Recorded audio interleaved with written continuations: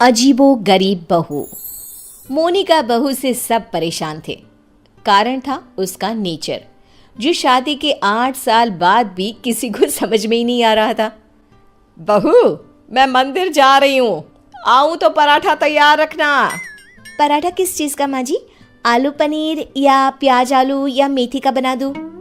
सास, जिसे मंदिर जाने को देर हो रही थी। अरे बहू, किसी भी चीज़ का बना देना, वैसे भी भूख बहुत लगी है, मैं जल्दी ही मंदिर होकर आती हूँ। सास तो चली जाती है, लेकिन बहू वो तो अपने ही काम में मस्त हो जाती है। बेटा, तेरी सास आती होगी, जल्दी से पराठा बनाकर रख दे, नहीं तो तेरी क्लास लग जाएगी। ना ना पिताजी, अब कोई मेरी क्लास नहीं ले सकता। नहीं ले सकता? अब नहीं ले सकता क्या मतलब?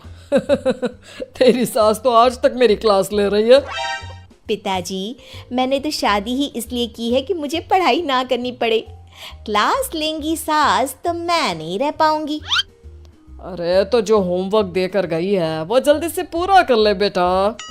होमवर्क? कैसा होमवर्क? अरे परेशान हो गया मैं तो। कुछ नहीं बहू, कुछ नहीं, सॉरी, जा।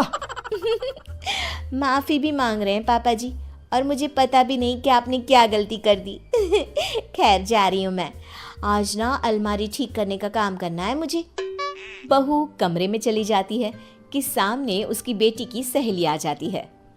अरे मीरा बेटा, ये कौन है? माँ, ये मेरी सहेली है मायरा, पास के सेक्टर में रहती है। अच्छा, क्या नाम है? कहाँ मिले तुम दोनों?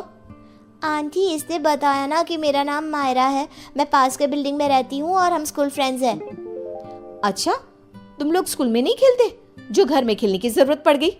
वैसे क्या करते हैं पापा तुम्हारे? आंटी, मेरे पापा अमेरिका में रहते हैं। अच्छा, क्या करते हैं? अच्छा, कितने भाई बहन हो तुम? और सॉरी आंटी, मुझे जाना है। मीरा, देख लेना, खेलना हो तो शाम को पार्क में मिलते हैं।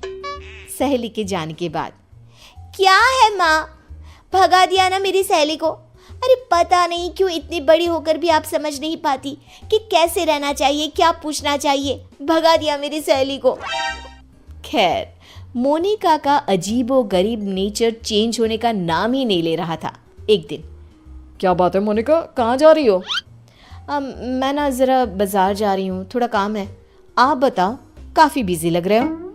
हाँ यार, वर्क फ्रॉम होम है ना, तो काम बहुत ज़्यादा है। ठीक है, कोई ना। वो क्या है ना, बाहर धूप है और मुझे सामान लेने जाना था। कोई ना, लेकर आती हूँ। क्या होगा, ज़्यादा से ज़्यादा चक्कर खाकर गिर जाऊँगी या फिर कुछ हो जाएगा। अरे नहीं नहीं, लाओ लाओ, क्या लाना है? लिस्ट मुझे दे दो, मैं लेकर आता हूँ। मोनिका पति को लिस्ट देकर किचन में चली जाती है। अरे क्या बात है, तू तो झोला लेकर निकली थी, फिर वापस क्यों आ गई? वो क्या है ना, ये बोले कि मैं ले आता हूँ तो मैं वापस आ गई। देख ले, किचन तेरा है, तू जानती है क्या है क्या नहीं है।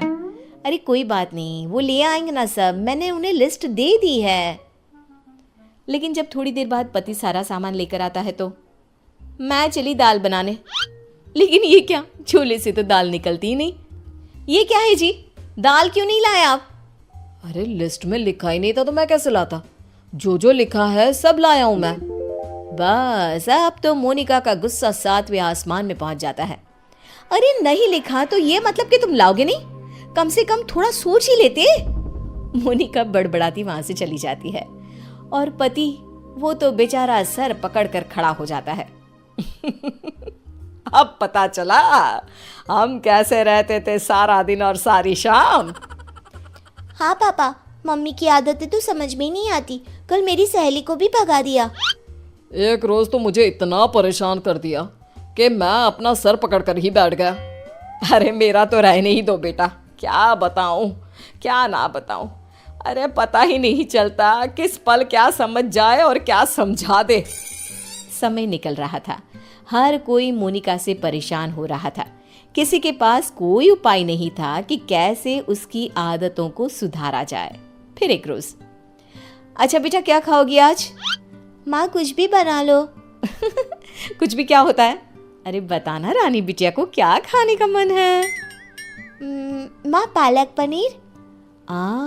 मेरी बेटी पालक पनीर खाएगी। लेकिन बेटा पालक तो है नहीं, कुछ और बता।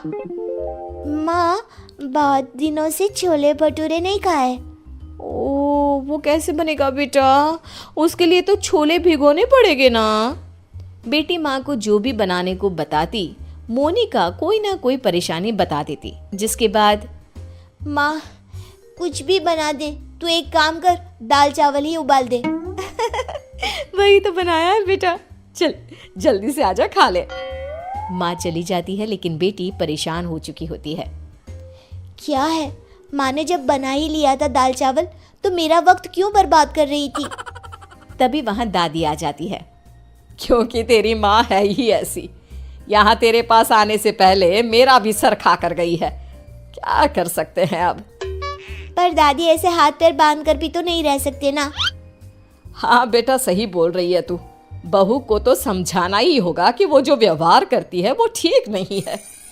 बस फिर क्या था, सभी सोच लेते हैं कि जैसे को तैसा करना है। अगले रोज नाश्ते पर, ये क्या है मोनिका, पराठे क्यों बनाए? मुझे तो पोहा खाने का मन था। लेकिन मुझे कैसे पता चलेगा कि आपको पोहा खाना है? बता देते ना। बिल्कुल वैसे ही जैसे तुमको लगता था कि मुझे ये पता होना चाहिए था कि दाल लानी है। मोनिका को कुछ तो समझ में आ जाता है, लेकिन वो शांत रहती है। फिर अगले रोज, माँ जी, वो कल ना मेरा व्रत है, तो बताइए ना शाम की पूजा कैसे करनी होती है? कौन सी पूजा, साड़ी वाली या सूट वाली? माँ जी, साड़ी वाली। वैसे क्या खाते हैं उसमें? खीर ना, तो मैं अभी खीर बना लेती हूँ। कौन सी खीर बहू, चावल वाली या सूजी वाली? बहू समझ जाती है कि वो सास को जैसे कभी पराठे के लिए कंफ्यूज कर रही थी, सास उसे अब कंफ्यूज कर रही है। तभी डोरबेल बजती है। सामने होती है पड़ोसन, जो मोनिका से मिलने आई होती है। अरे बिटिया, माँ को बुलाना अपनी। माँ को? लेकिन इस वक्त आपको क्या काम है? छोटी सी है, लेकिन सवाल देखो, पुलिस की तरह दागी जा रही है। बेटा, उनसे चीनी लेनी थी।